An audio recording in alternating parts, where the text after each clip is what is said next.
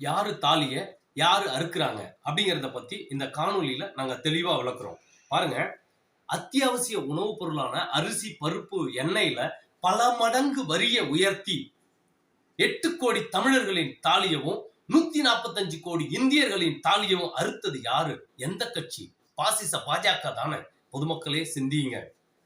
பாத்தீங்கன்னா அதுக்கப்புறம் இந்த வேளாண் சட்ட மசோதாவை ரத்து பண்ணோம். 1.5 வருஷம் போராடி அதை ரத்து பண்ணதுனால ஒரு 2 மாத காலங்களுக்குள்ளேயே 143 அத்தியாவசிய பொருட்களின் மீது 28% ஜிஎஸ்டி வரி விதிச்ச கட்சி எந்த கட்சி? அதாவது 145 கோடி இந்தியர்களின் தாலியை அறுத்தது எந்த கட்சி? பொதுமக்களை சிந்தியுங்க, சிந்திச்சு பாருங்க. இந்த பாசிச பாஜக தான் இவ்வளவும் செய்துகிட்டு வருது. இத நம்ம விட்டு வைக்க கூடாது. இது வெட்டி எரியப்பட வேண்டிய ஒண்ணு. பொதுமக்களே சிந்தியுங்க, சிந்திச்சு செயல்பட வேண்டும். நம்ம வீட்டுல வயல்ல களை வந்துச்சுன்னா அந்த களையை புடுங்கி எடுக்கிறோம். அந்த மாதிரி நம்ம சமுதாயத்துல ஒரு கலை வரும்போது அந்த கலையை நம்ம புடுங்கி எடுப்பது ஒவ்வொரு இந்தியனின் கடமை, ஒவ்வொரு தமிழனின் தலையாய கடமை. மறந்துடாதீங்க, மறந்தும் இருந்துடாதீங்க. அது மட்டும் இல்லாம என்ன சொல்றோம், ஒரு காமன் மேன், ஒரு கார்பரேட் நிறுவனம் தான் 36% வரி பே பண்ணுவாங்க. ஆனா இன்னைக்கு ஒரு காமன் மேன் 100 ரூபாய்க்கு சக்கரை வாங்கினா கூட 28 ரூபாய் வரி கட்டணும். 28% வரி கட்டணுங்கிறது ரொம்ப கொடுமையான விஷயம். இது என்னன்னா, இந்த வரி திட்டங்கள் சட்டங்கள் எல்லாமே எதுக்காகனா பொதுமக்கள் மத்தியில் இருக்கக்கூடிய காசுகளை ஸ்டாப் போட்டு உறிஞ்ச வேண்டும் அப்படிங்கிறதுக்காக உருவாக்கப்பட்ட சட்டமும் திட்டமும் இது. பொதுமக்களே சிந்திக்கணும், சிந்திச்சு செயல்படணும்.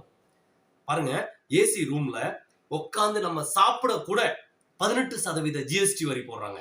அது மட்டும் இல்லாம ஒரு 5 ஸ்டார் ஹோட்டல்ல 28% ஜிஎஸ்டி வரி வசூல் பண்றாங்க. இது மட்டும் இல்லாம பாத்தீங்கன்னா சேஃப்டி டேங்க் கிளீன் பண்றதுக்கு கூட பாத்தீங்கன்னா ஒரு கழிவு நீரை கிளீன் பண்றதுக்கு கூட 18% வரி போட்டது எந்த கட்சி? எந்த மக்களுடைய தாலியை அறுத்தது எந்த கட்சி? இத பொதுமக்கள் தெளிவா புரிஞ்சுக்கணும். அதுக்கப்புறம் பாத்தீங்கன்னா டெத் டாக்ஸ் 5% வரி. இதை யாரு போட்டா? இதை யாரு கொண்டு வந்தா? இதெல்லாம் பொதுமக்கள் தெளிவா புரிஞ்சுக்கணும். நம்ம பிறக்கும் போது இல்ல, நம்ம இறந்து சுடுகாட்டுக்கு போகும்போது கூட இந்த நாட்டுக்கு 5% வரி கொடுன்னு சொல்லி உலகத்திலேயே முதலா இந்திய நாட்டுல வரி விதிச்சது எந்த கட்சி? பாசிச பாஜக தானே. இதை பொதுமக்கள் தெளிவா புரிஞ்சுக்கணும். அது மட்டும் இல்லாம பேங்க்ல பணம் போட்டாலும் பணம் எடுத்தாலும் வரி, மினிமம் பேலன்ஸ் இல்லைன்னா வரி. இதெல்லாம் ரொம்ப கொடுமையான விஷயம். யோசிச்சு பாருங்க, இதுக்கு முன்னாடி இருந்த காலகட்டங்கள் இப்படி இல்ல. இப்ப இருந்த இந்த கடந்த ஒரு 10 ஆண்டுகள்ல நீங்க பாத்தீங்கன்னா பேங்க்ல மட்டும் 36,000 கோடி வசூல் பண்ணியிருக்காங்க. இந்த மாதிரி வரிகள்லாம் போட்டு இந்த வரிகள்லாம் எங்க போச்சு? இதற்கான டிரான்ஸ்பரன்சி எல்லாம் எங்க? இத பொதுமக்கள் தெளிவா சிந்திக்கணும், சிந்திச்சு பார்க்கணும். பாத்தீங்கன்னா ஒரு டிரான்சாக்ஷன் நீங்க ஒரு 1000 ரூபாய் எடுத்தா கூட 24 ரூபாய் வரி கட்டணும். அந்த மாதிரி டாக்ஸ் போட்டு ஒவ்வொரு டிரான்சாக்ஷனுக்கும் 24 ரூபாய் எடுக்கிறாங்க. ஒரு நாளைக்கு 1 மணி நேரத்துக்கு இந்தியா முழுக்க எவ்வளவு டிரான்சாக்ஷன் நடக்குது? ஒரு 500 ரூபாய் நீங்க ஒரு எமர்ஜென்சிக்கு எடுக்கணும்னா கூட 24 ரூபாய் பே பண்ணணும். ஒரு 200 ரூபாய் எடுத்தா கூட 24 ரூபாய் பே பண்ணணும். இது எவ்வளவு கொடுமையான விஷயம். இதெல்லாம் யாரு தட்டி கேட்கறது? அதாவது banking sector reformation, banking sector சீர்திருத்த சட்டம்னு ஒரு சட்டத்தை கொண்டு வந்து அந்த சட்டத்தின் வாயிலா கொள்ளையடிக்கிற கொள்ளையர் கூட்டம் தான் இந்த பாசிச பாஜக. இத பொதுமக்கள் தெளிவா புரிஞ்சுக்கணும்.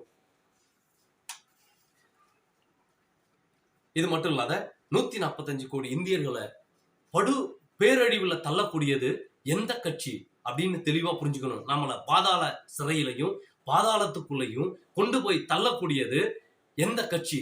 அதாவது மக்கள் நலனை பாதுகாக்கக்கூடிய ஒரு அரசு மக்களுக்கு எதிராக இன்று செயல்பட்டு கொண்டிருக்கிறது. இதை நம்ம உட்கார்ந்து அமைதியா பார்த்துக்கிட்டு இருக்கிறோம். இது ரொம்ப கொடுமையான விஷயம்.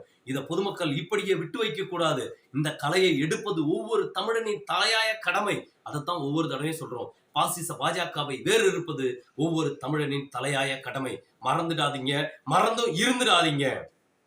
இது மட்டும் இல்லாம பாத்தீங்கன்னா மோட்டார் வாகன சட்டத்தை மாற்றி அமைச்சு பல ஆயிரம் கோடிகளை கொள்ளையடிப்பது எந்த கட்சி? பாருங்க, அதாவது வாகன போக்குவரத்து எல்லாருக்கிட்டையும் இருக்கு. மோட்டார் சைக்கிள்ல போனா ஃபைனு, கார்ல போனா ஃபைனு, அது இல்லைன்னா ஃபைனு, இது இல்லைன்னா ஃபைனு, பம்பர் இருந்தா ஃபைனு, பம்பர் இல்லைன்னா ஃபைனு. இந்த மாதிரி பல்வேறு சட்டங்களையும் திட்டங்களையும் மாத்தி பொதுவாக மக்கள் என்ன அதுல அதிகமா பயணிக்கிறாங்க அதுல போய் கைய வை. அப்பதான் பல கோடிகளை சில மணி நேரங்கள்ல கொள்ளையடிக்க முடியும் என்பதென்று திட்டம் போட்டு செயல்படக்கூடிய ஒரு கொள்ளையர் கூட்டம். அதான் பிளான்டு கான்ஸ்பிரசின்னு சொல்லுவாங்க. அதாவது திட்டமிடப்பட்ட சதி. இந்த திட்டத்தை உருவாக்குவது பாஜக தானே. மறந்துடாதீங்க. அது மட்டும் இல்லாம பெட்ரோல் டீசல் வரியா 26 லட்சம் கோடிக்கு மேல கொள்ளையடிச்சிருக்காங்க. இந்த வரி பணம் எங்க போச்சு? எந்த நாட்டோட முன்னேற்ற திட்டத்துக்கு வந்துச்சு? எந்த மாநில